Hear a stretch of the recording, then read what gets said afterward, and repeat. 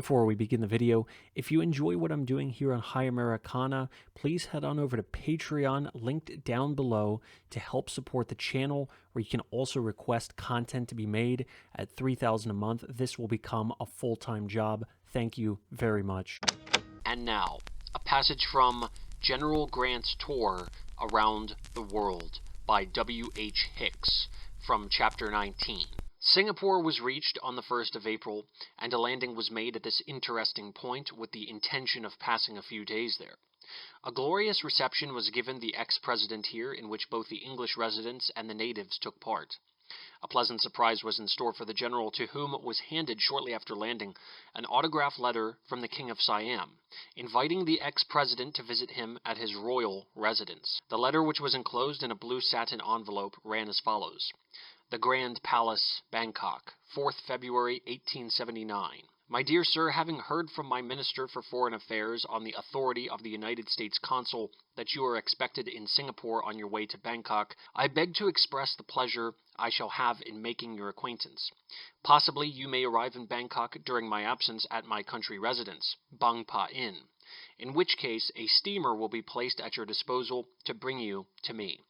On your arrival, I beg you to communicate with His Excellency, my Minister for Foreign Affairs, who will arrange for your reception and entertainment. Yours very truly, Chulalongkorn, R.S. To General Grant, late President of the United States. This kind and courteous attention decided the general to make a visit to Siam. In the meantime, the party set about seeing what Singapore had in store for them.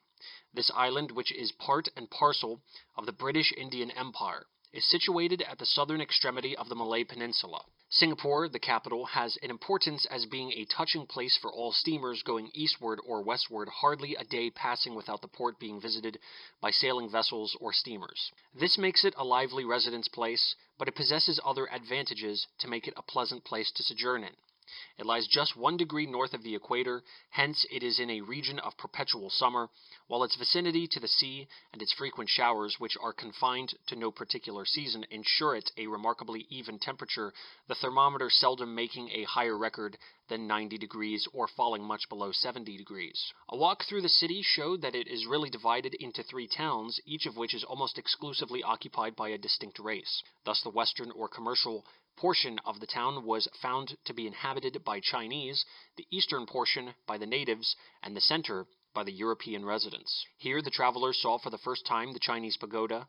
What interested them more than the city itself was its suburbs, in which they saw growing a number of trees of commerce, with whose product they had long had gastronomic acquaintance. Groves of bananas and coconuts were seen, and the luscious fruit and creamy nut were tasted fresh from the tree. A grove of nutmeg trees was inspected one morning, and the fragrant fruit removed from its threefold shell, the inner case of which is the mace of commerce. A few miles from town, a visit was paid to a spice plantation, where cinnamon, clove, and all kinds of spices were advancing to maturity. The variety and richness of the vegetable growth of the island surprised the travelers, who, in one day's wanderings about the city, saw a greater collection of different kinds of trees and shrubs than they had believed possible. Among them, the pineapple, breadfruit, coconut, orange, mango, coffee, chocolate, cassia, clove, custard apple, and a variety of shade and palm trees, too numerous to mention their different names. There is a botanical garden in the city, but the richness of the ordinary flora of the place made its existence seem almost supererogatory. A few days were very pleasantly spent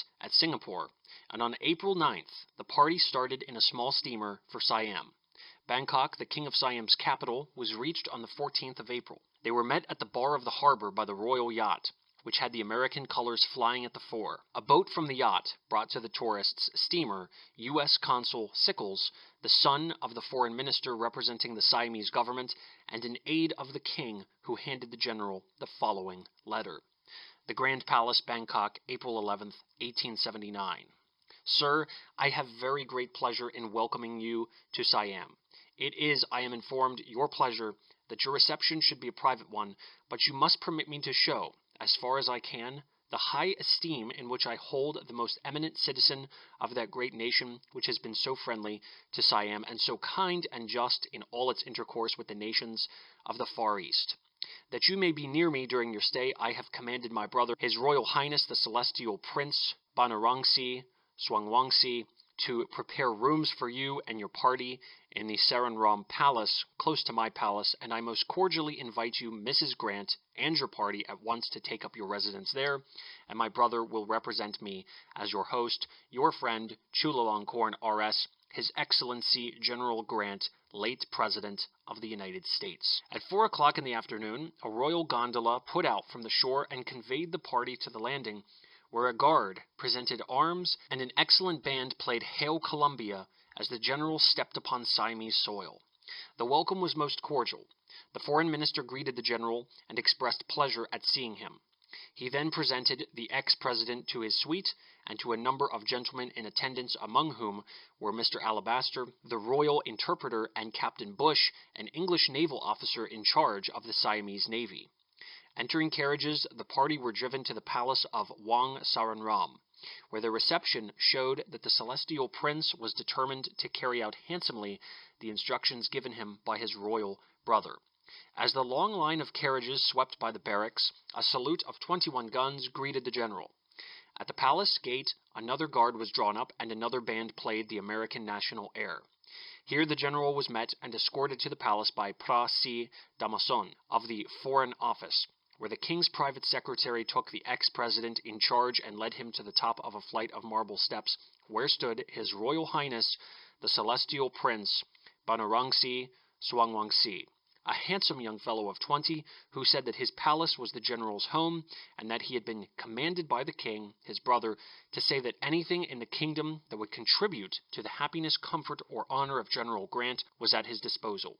The general made a grateful response, and the prince, offering his arm to Mrs. Grant, escorted her and the general to their apartments, the members of his suite looking after the comforts of the rest of the party. In the evening, the general and party dined quietly with the prince, who submitted to his distinguished guest a lengthy program which the king had arranged for his entertainment and which comprised 7 days of sightseeing. The general did not have the time to spare to follow out the whole program, as he was compelled to return to Singapore in 5 days, so that a few changes had to be made in the order of exercises. On the morning of their second day at Bangkok, the party paid a visit to the ex-regent of Siam, an aged statesman who governed the land during the minority of Chulalongkorn and was still possessed of great influence in the land. The interview which the general had with this venerable statesman was full of interest.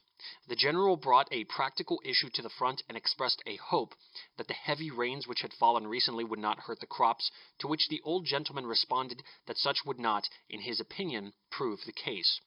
Having taken a few whiffs of his cigar and sipped the cup of fragrant tea which formed part of the formality of the occasion, the general again tried to get the aged man to speak freely upon national affairs.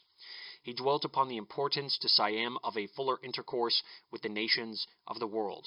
The old gentleman, however, was not to be drawn into a decided expression of opinion. In his opinion, Siam was a peculiar country. It was a country apart from the great highways of commerce, and peaceful itself, had no desire to enter into the strifes of other nations. In dealing with them, it had always endeavored to be friendly and had made every concession in order to secure peaceful relations with them.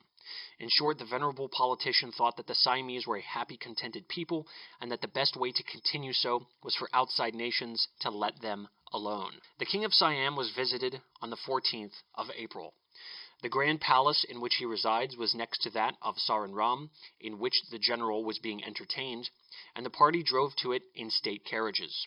At the gate of the palace, where a body of troops were drawn up, an officer met the general and escorted him through an avenue of temples, shrines, and pavilions, and up a wide flight of marble steps to the audience room. Here the king, a spare young man, active and nervous in his movements, his prominent feature a sharp black eye that flitted to and fro among his visitors, advanced and shook hands with General Grant. Shaking hands with Mrs. Grant, he offered her his arm and conducted her to a sofa, in the center of which he sat while the general occupied the other side. A formal conversation ensued, in which words of welcome on the part of the king were gracefully responded to by the general and Mrs. Grant. On the following day the king returned the call. The ceremonies of the occasion were very imposing. As the hour of the visit drew near, guards gathered in front of and around the palace. A band of music took up position in the palace yard. Attendants bearing staves in their hands cleared the streets, and announced that the king was coming and should be allowed undisputed way. A squadron of cavalry constituting the royal bodyguard, under command of a royal prince, preceded the carriage in which the king occupied a back seat accompanied by 2 princes.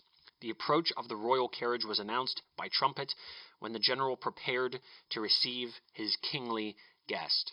Colonel Grant, clad in the uniform of a lieutenant colonel, waited at the palace gate to receive the king in his father's name. The general met the king at the foot of the marble steps and conducted him to the reception room, where, with the aid of Mr. Alabaster, the interpreter, quite a lengthy conversation was had. The general, in reply to the expressed hope of the king that he had been made comfortable at the Saranram Palace, assured his Royal Highness that nothing could be more agreeable than the hospitality of the prince. The king then referred to the pleasant relations which had always existed between Siam and America, which land did not look upon the East with any idea of aggrandizement. The United States were a nation to whom the Siamese could look for advice and counsel, and the influence of such Americans as had come to Siam had been of service to the people. General Grant assured the king that experience had proved that the United States policy of non-intervention in the internal affairs of other nations was a wise one. He stated that in his travels through India and Burma, he had been gratified with the commendations bestowed upon American products imported into those countries, and he would be pleased to see Siam sharing in this trade. This was as far as the American government desired to seek an influence in the East. The king appreciated the point made, and replied that it would please him to see the commerce between Siam and America widely developed. Siam was, in his opinion, a great deal like the United States in the fact that it possessed a large territory and a small population who as yet had been unable to develop it fully.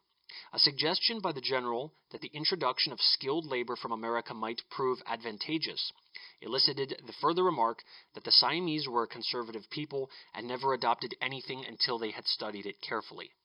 A state dinner at the royal palace was the event of the following day.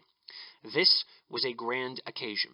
The Siamese wore state dresses of gold cloth richly embroidered, and the king wore the family decoration, a star of 9 points, from the top of each of which glistened a beautiful gem, a diamond occupying the central point. There were 40 guests present, among them being His Royal Highness the Celestial Prince, several princes, members of the royal family of lower rank, General Grant and party, the American consul, Mr. Sickles, and Miss Struder, daughter of the consul at Singapore, Mr. Torrey, the American vice consul, and Mrs. Torrey, the foreign minister, his son, the king's private secretary, Mr. Alabaster, the members of the foreign office, and the aides of the king who had been attending the general. The table was a magnificent sight. The service was of solid silver, its prevailing design being the 3-headed elephant, a part of the national arms. 2 bands were present, which played alternately Siamese and European music. At the end of the repast, which lasted about 3 hours, His Majesty arose and made the following speech in Siamese, which was translated by his interpreter, who stood behind his chair. Your Royal Highness, ladies and gentlemen, now assembled, I beg you to hear the expression of the pleasure which I have felt in receiving as my guest a President of the United States of America. Siam has for many years past derived great advantages from America, whose citizens have introduced into my kingdom many arts and sciences, much medical knowledge, and many valuable books, to the great advantage of the country. Even before our countries were joined in treaty alliance, citizens of America came here and benefited us. Since then, our relations have greatly improved, and to the great advantage of Siam, and recently the improvement has been still more marked. Therefore, it is natural that we should be exceedingly gratified by the visit paid to us by a President of the United States. General Grant has a grand fame that has reached even to Siam, that has been known here for several years. We are well aware that as a true soldier, he first saw glory as a leader in war, and thereafter, accepting the office of President, earned the admiration of all men as a statesman of the highest rank. It is a great gratification to all of us to meet one thus eminent both in the government of war and of peace. We see him and are charmed by his gracious manner, and feel sure that his visit will inaugurate friendly relations with the United States of a still closer nature than before, and of the most enduring character.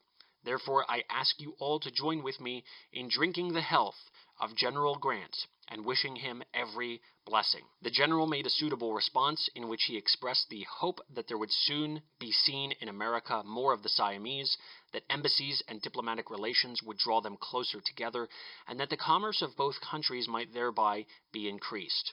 He desired to see the young men of Siam visit America and attend American colleges as they now attended colleges in England and Germany. He could assure them all a kind reception, and that their visits would be both interesting and advantageous. In conclusion, he asked the company to drink the health of His Majesty the King, and prosperity and peace to the people of Siam. Receptions, entertainments, and excursions made the stay in Siam all too brief, and after a week's enjoyment, the general started for China, which was reached on the 28th of April.